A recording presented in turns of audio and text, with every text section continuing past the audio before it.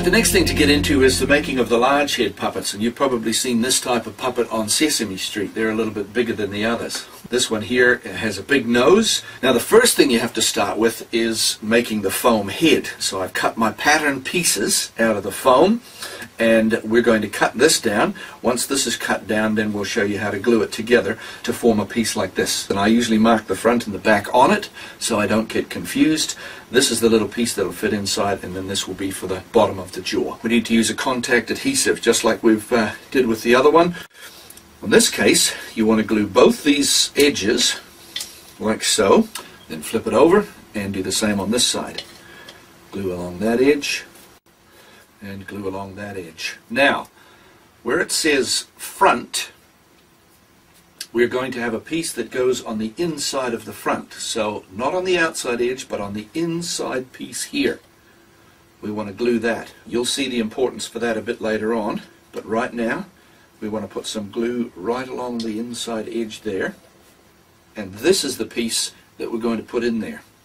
So I'll glue along the front of that. Now we need to leave that while the glue dries.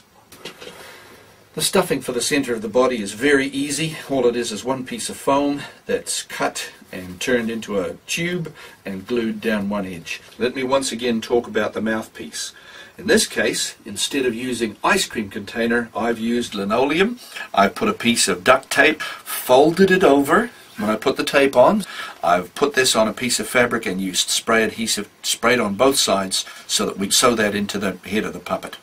The reason I use linoleum is because it lasts a lot longer than cardboard. Now that that's dried and we're ready to put it together, this is the end result that we want to have. Now the reason for having this end result is that when this is glued to the inside of your puppet head, your hand will fit in under there. These two edges need to be put together, and once again with ADOS glue or with contact adhesive, once you press them together they stick in place. So that gives you the top part.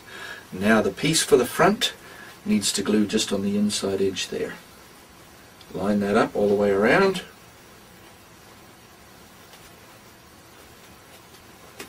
Press it together nice and tight. When it comes to cutting out your pieces, on the pattern there are some important instructions about the stretch of the fabric. Now I'm using Polar Fleece, and I'd encourage you to use something similar to Polar Fleece, a stretch fabric.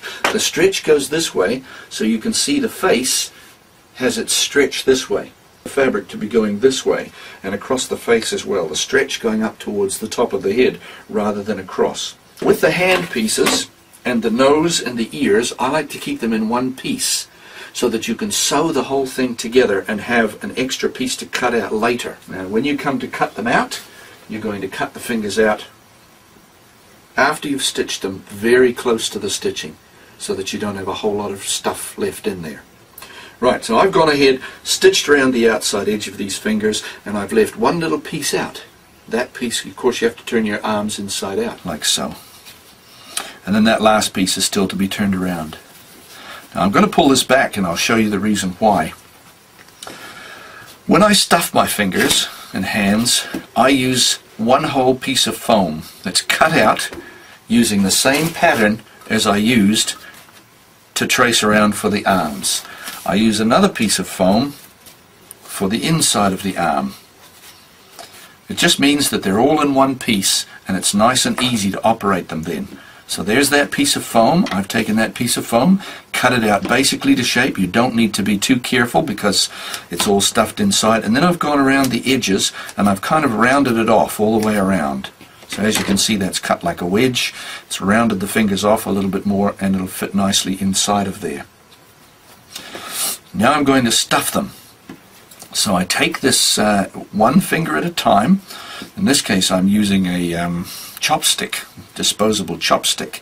I'm pushing that right into the foam so that it sticks in the foam a little bit, and then I'm pushing that one finger all the way up to the tip of the finger. See how easy it is to stuff your fingers if you do it that way? Second finger, if you don't get it stuffed all the way up there first time, then you're not likely to get it up there at all. And the last one is the thumb. Now the beauty of doing it this way is you get the whole thing stuffed all at once. That's 1 inch foam that I've cut to shape. Now I can hold those fingers, which are stuffed right to the end, and pull the whole thing inside. And as you can see, that stuffs the hand and gives it a bit of body and a bit of shape, and it holds its shape. If you were to stuff it with little bits and pieces of foam, you'd have lumps all over the place, but this gives you a good hand shape. If you wish, you can put wire inside of these hands by getting pieces of wire and literally winding them up and down. And make sure that you put it on the inside, because when you put the wire on the inside of the hand, it pulls it around and makes it look more like a human hand. If you put it on the outside, it'll pull it back the opposite way and it'll look strange. If it's on the inside of the hand also, you can hide it slightly because you can pull the fingers around. You can put something in the puppet's hand and pull the wire around and it can be hanging onto it. Now the last piece, this little piece of foam, needs to be stuffed up into the arm. Now the reason that I do it in two pieces is so that you get a natural bend in the arm, and that will become the elbow for the puppet. If you have it all in one piece, of course, you've got to either run a stitch down there or something so that it'll make the arm bend naturally. Now what we've got is I've cut that fairly close along the seam there, but I've allowed a fair bit to either hand stitch that, or alternatively you can run just a little hem along there. The front and the back, those are the two back parts, and this is the front of the body. So we open up the front, and we place one back part in there. Now the first piece to sew is the shoulder. So we'll put one stitch down the shoulder. Left shoulder, and then the right shoulder. Those two little flat pieces across the top. The reason for putting the shoulders in first is because you're now going to want to put the arms on the inside. The arms will ultimately want to stick out like so, and we want to put them on the inside like this, and then stitch right the way down through. You can have that little piece sticking inside and stitch right down one side.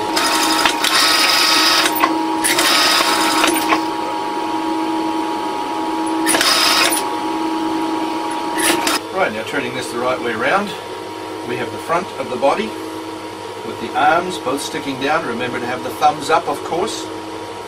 And there we have the body together. Now the last piece to sew is that back seam.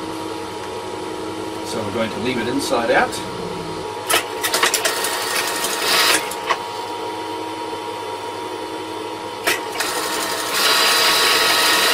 Right, now the next part is the making of the faces. Now I've stitched around the nose and the ears and come up with that. The nose I've just stuffed with leftover pieces of fabric from what I cut off from the pattern.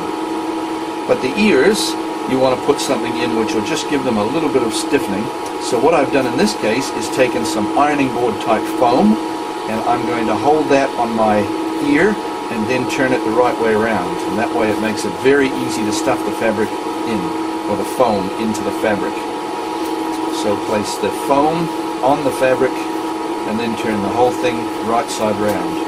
And it stuff's very easy. Otherwise, if you're trying to shove that foam in there, it wants to stick and it makes it very difficult to turn it the right side around. So that's just a quick, easy way of stuffing your ears. And that way your ears have a little bit more body, a bit more substance, and they stick out nicely. Right. Now the first thing that we want to do is take the pieces of the face, and that's the face, and you've got some little pointy bits that show you where the nose fits in. You decide which way up your nose wants to go. Mine will be turned up a little bit, and I'll place that in the face between those little marks. Alternatively, you may wish, and this makes things a little bit easier sometimes too, to stitch the nose to one side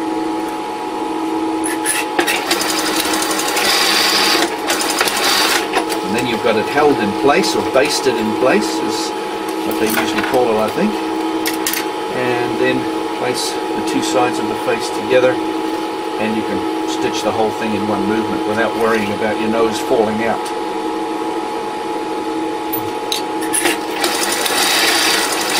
When you turn that out, there you have the face with the nose in place. The next part is to take the back of your head and to stitch the center seam of the back of the head. Now on the pattern you can see there are two places where the ears are marked and where the ears have to fit. So once again, basting the ears in place. I'll put one on this side. So now you have the head with the two ears. The next thing we want to do is put the face, the front face, on the back of the head. So we need to line up the center seam, as that's where we want to join, and that will follow naturally all the way along to the other edge. So I'm going to start here, go right through the center seam and all the way to the back. And that's given us the head with the ears and the nose in place. The next thing we want to do is to sew the bottom of the chin along under here. So we'll sew the center seam first.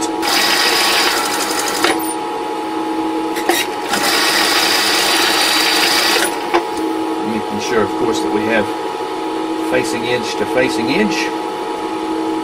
We'll sew the neck side pieces together, starting with where it joins at the side of the mouth, right the way to the neck, then going the other side from the corner of the mouth to the bottom of the neck. And when we open that up, we have nose, ears, and the bottom of the mouth. Now we go about sewing the mouth into the face. Now you can take your pins, and this is why I've sort of glued the fabric to the lino, and you can stick your pins between the fabric and the lino through the face, through the mouth fabric, and into the lino like that. I use my old cheats method again and staple everything together. So we start at the corners of the mouth. So we'll have 8 staples in there all up, or 8 pins perhaps if you're using pins. So when you take them out, you'll want to count your pins. You don't want anybody sticking their fingers in there and having them run into a pin. Now I'm going to start once again at the corner of the mouth. I always like to go with the corner of the mouth because I know that that's where it folds over. So I'm going to go from the corner of the mouth, and we're going to stitch right around this. Now you want to stitch around it twice. Line up your fabric about the width of ½ foot on your sewing machine, and then gradually just go all the way around. Now being lino, of course, this is a commercial sewing machine, but lino is soft enough so that you can sew it on your standard sewing machine without causing any damage.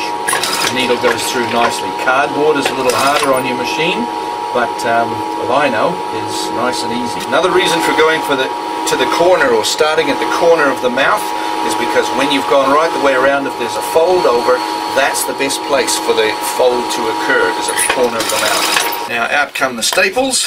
You may wish to count your pins or staples. I put 8 in. I'll make sure I take 8 out.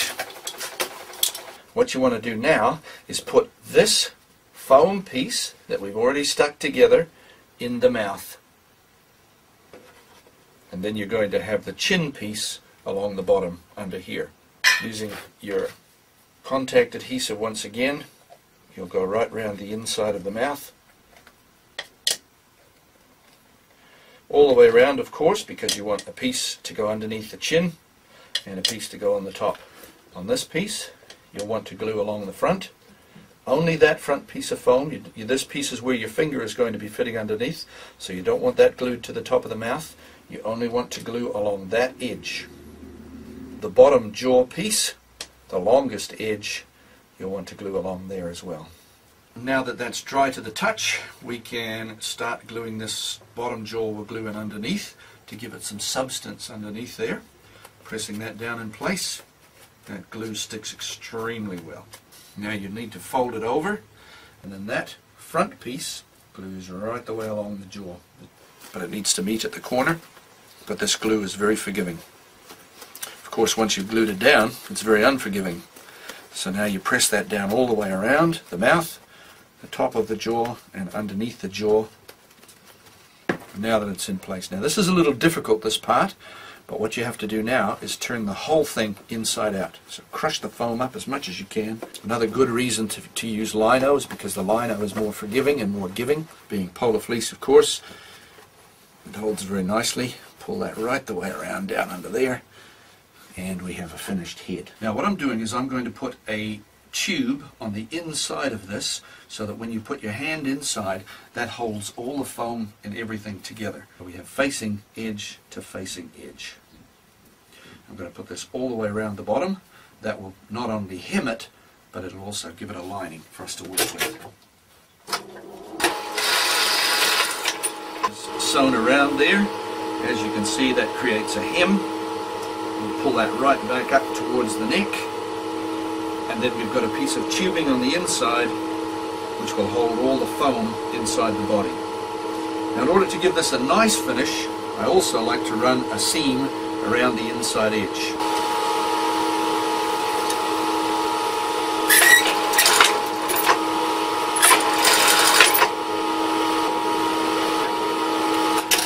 Now that holds everything together nice and tidy at the bottom. Foam pieces for the body, and you could do one larger and one smaller if you've got a boy. You could do a small one for down by the hips and a large one at the top if you like. Gives it a bit of a waist. Pull that right up to close to the neck.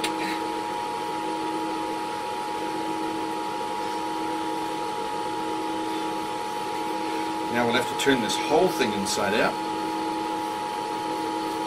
in order to sew that onto the head. Now, once you've got that all lined up, turned inside out, here's another important reason for using lino. We have to stick the head down inside of there in order to sew it all together. So you want to close your head together and kind of turn it in on itself, like so that you can pop it down inside the body. And make sure that the back seam, and that's the back of the head, matches the back of the body. Otherwise you can get the head around the wrong way. And I'm actually going to push this down inside of there so that we can run a stitch right around the neck. Back seam matching the back seam at the back of the body. And we're going to run a stitch right the way around there.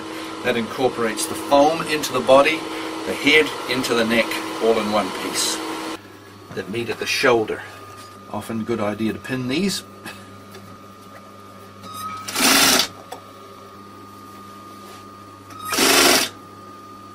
So there we have it, stitched all the way around the neck. Now I'll place my hand inside of his head and pull that through, and we have one completed puppet. Hey dude, how's it going? Alright.